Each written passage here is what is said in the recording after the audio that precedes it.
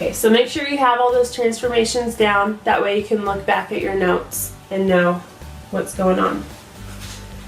Okay, and then we're going to go to the very last page. We're going to try to graph them based on the equation whenever we move it like several different ways.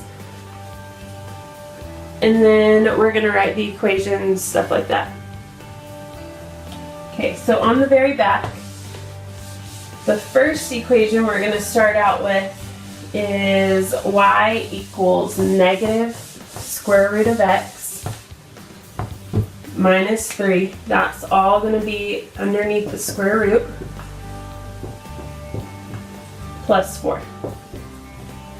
Okay, we aren't going to worry about the table, but I do want to figure out the domain and the range. That's something we'll always probably be working on because a lot of people struggle with that.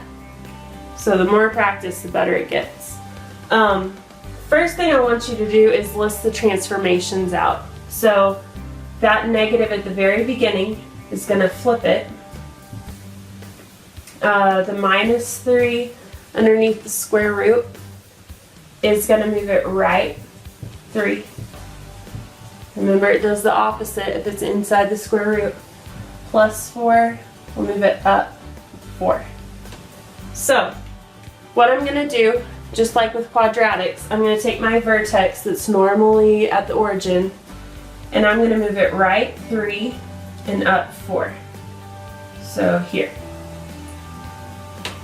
Okay.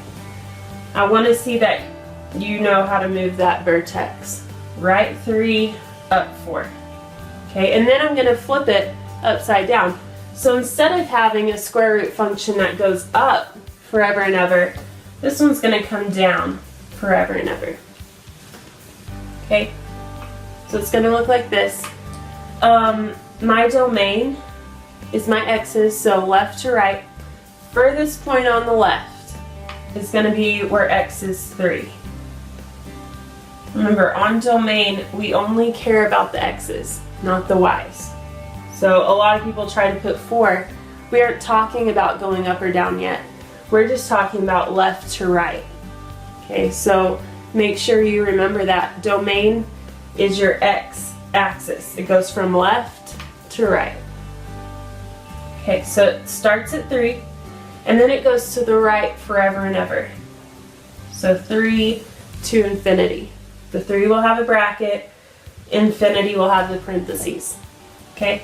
Or you could say that x is everything greater than or equal to 3. Either way. Okay, now your range is your y values. Your y-axis goes from bottom to top. So your lowest point, if you look at this graph, it's going to keep going down forever and ever, right? So my lowest point is actually negative infinity, and my highest point would be positive 4, and that 4 would have a bracket. Okay, or you could say that y is everything less than or equal to 4.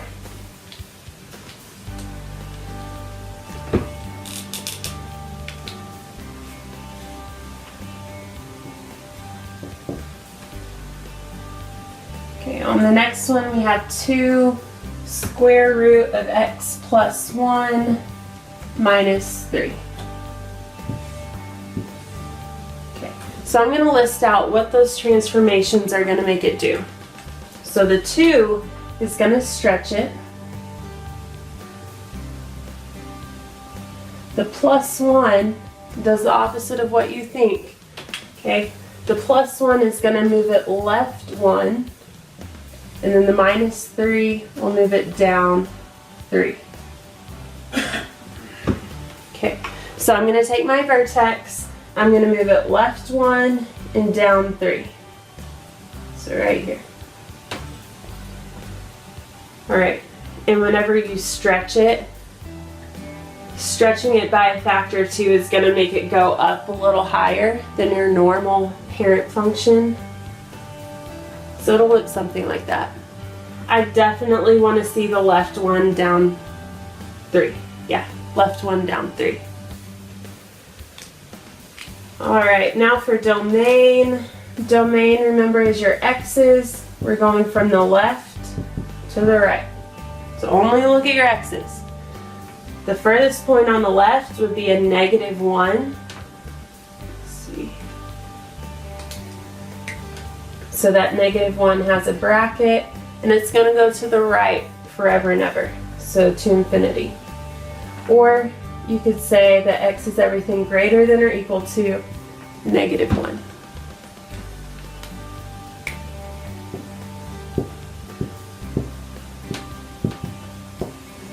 Okay. For the range, it's your y values, so the lowest to the highest. Here, my lowest is -3. And then it's going to go up forever and ever. So -3 to positive infinity, or you could say that y is everything greater than or equal to -3. There's a negative there.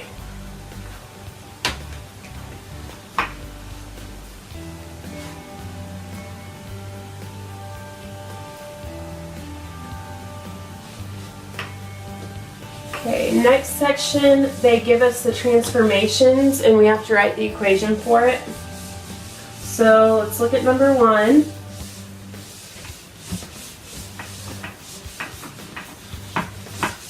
Okay, on number 1 it says we're going to shift it 2 units to the right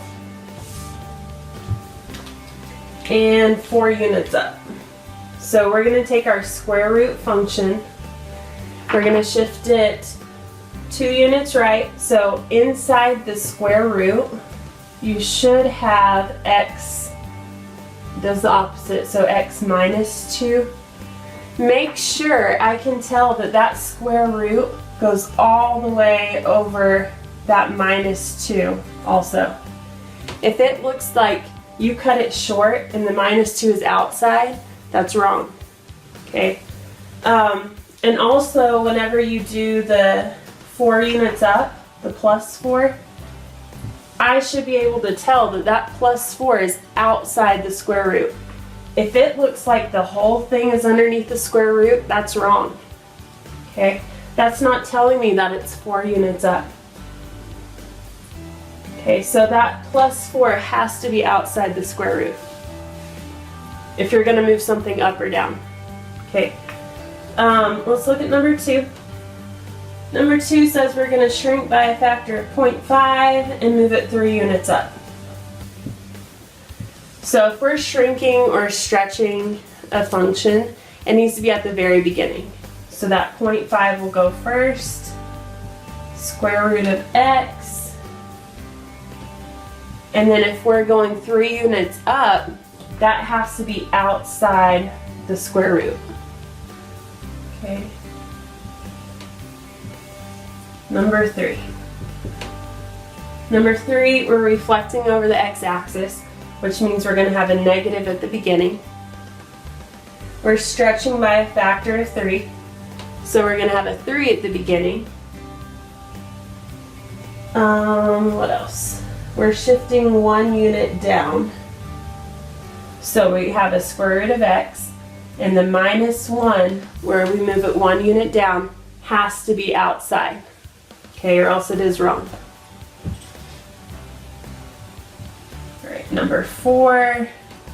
On number 4, we are reflecting over the x-axis, so that negative needs to be first. We're stretching by a factor of 2, so if we're going to stretch, it needs to be at the very beginning. We're shifting 5 units left, which is going to be underneath the square root. So x plus 5 underneath the square root. Remember, it's the opposite. And we're moving 3 units up. So the +3 has to be outside.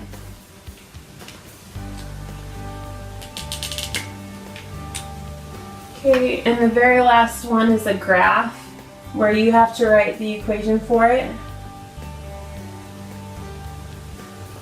So what I like to do is go ahead and list out how this graph is transformed from that very first graph that we made, the parent function.